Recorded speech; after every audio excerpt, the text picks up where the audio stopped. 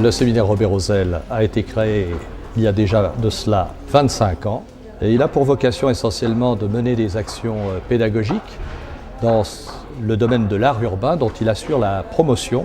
Nous considérons que l'art urbain, c'est un état d'esprit. Ensemble de démarches pluridisciplinaires pour améliorer le cadre de vie avec un souci d'évaluation de la qualité architecturale, de la qualité de la vie sociale et du respect de l'environnement. Nous soutenons le séminaire Robert Ozel parce qu'il développe, depuis déjà de longues années, des actions ciblées sur l'espace public au travers de projets de réhabilitation portés par des communes. L'espace public est tout à fait essentiel à la vie, à l'animation et surtout à l'identité des centres urbains. Sans eux, nous ne pourrions pas organiser des manifestations de ce type. Nous allons donc poursuivre pour présenter le prix national Art Urbain.fr 2009. Cette année, comme tous les ans, nous avons un thème différent, un thème annuel. Cette année, c'est le centre urbain et son environnement accessible à tous.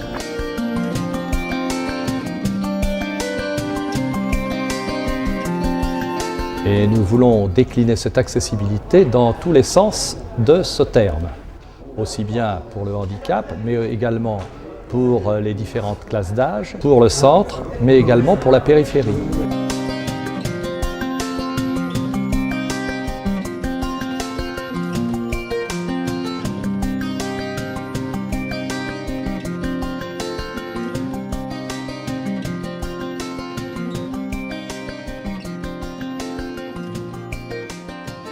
Je vous demande de venir sur la ville de Logne. Comme nous devons rendre notre système de transport accessible, nous avons travaillé sur les gares du RER et nous avons choisi de présenter le cas de Logne, une gare sur le RER A. Le programme de la mise en accessibilité de la gare consistait principalement à installer 2 ascenseurs pour relier la voirie au quai, des portes coulissantes à l'entrée de la gare et un passage élargi motorisé pour franchir la ligne de contrôle. La commune de La Rivière, c'est 550 habitants. Elle est située à 30 km de la ville de Grenoble. On est sur un maillage très complexe d'équipements publics, d'espaces publics, de services, depuis finalement la vitrine de la route principale du village jusqu'à l'épaisseur de la parcelle en aval, où là on trouve la tranquillité des logements sociaux. Et la ville s'est développée en tournant le dos à la Marne, et un des paris de l'opération qu'elle est en train de mener, c'est revoir la Marne. L'idée s'est vite imposée de venir sécuriser le chemin des écoliers traversant le centre-ville pour relier le Petit Prince au restaurant scolaire. Ainsi, prolongeant la promenade du bord de Marne, en contact avec la plaine de jeu, un fil rouge va venir sécuriser la progression des enfants à travers la ville, irriguant au passage les futurs logements sociaux prévus en vis-à-vis du parc public. Dans notre village, il n'y avait rien. Il a fallu tout créer un cœur de village, amener tous les services de proximité. Il a fallu créer des rues, il a fallu créer la place publique, il a fallu créer l'école maternelle, il a fallu créer la cantine, parce que quand on a été élu en 2001, il n'y avait rien. Et on termine par le circuit que nous avons réalisé pour les PMR, pour les handicapés, 2,5 km dans la forêt royale, pour que les gens qui viennent se promener dans la Sainte-Baume puissent aller se promener et bénéficier de cet endroit aussi majestueux et prestigieux. La force de Parthenay, c'est d'associer dès la conception d'un projet d'aménagement, urbain ou immobilier, des personnes ayant la gestion des problèmes de la vie des PMR. L'accessibilité a pour but de préserver l'indépendance et l'autonomie des usagers. Sinon, quel sens donner à ouverture au public et à public ? Les plans du projet ont donc été confiés à Eris Conseil, un cabinet de bureau d'études, avec pour objectif de faciliter la lisibilité de l'espace public, de favoriser les déplacements doux, de rationaliser le stationnement et de faciliter et sécuriser l'accès pour tous aux équipements publics.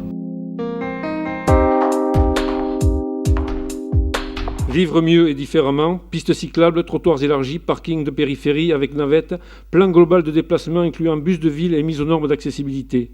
Pézenas perpétue le grand siècle en préservant son patrimoine historique et s'ouvre largement en ce début du XXIe à une modernité résolument tournée vers la qualité de son espace de vie.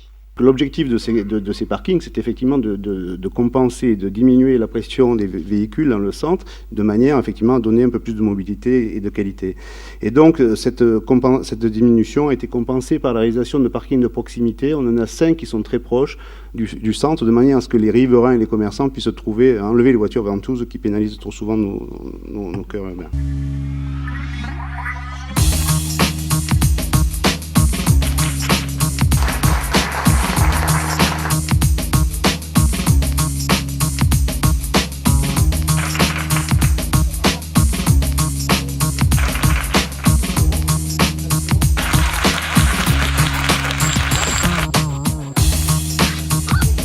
Tout est construit avec les bois de la forêt communale, les matériaux, l'espace public est composé aussi avec les matériaux du territoire, et puis on y retrouve tous les ingrédients de la vie, depuis le logement social jusqu'à un commerce, le four banal qui a été reconstruit par la commune, un commerce de proximité, des gîtes, enfin tout est là pour finalement favoriser la mixité sociale et la vie communale.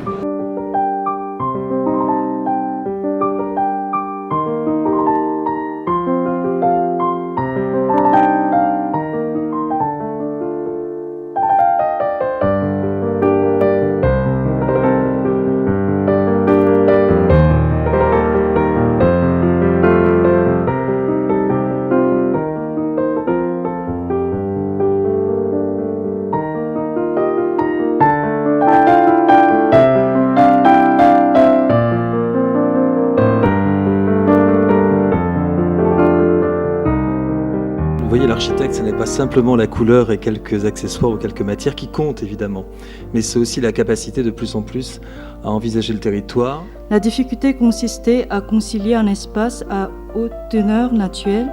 L'enjeu est de structurer cet étalement urbain, de le ralentir et de le contenir pour préserver un minimum de terres agricoles au sein du Grand Paris. Le quartier se définira et se redéfinira ainsi jour après jour. La problématique était donc de concilier le développement d'activités touristiques et de loisirs avec la protection d'un site naturel, sans oublier les liens à renforcer entre ces deux sites et le centre-bourg.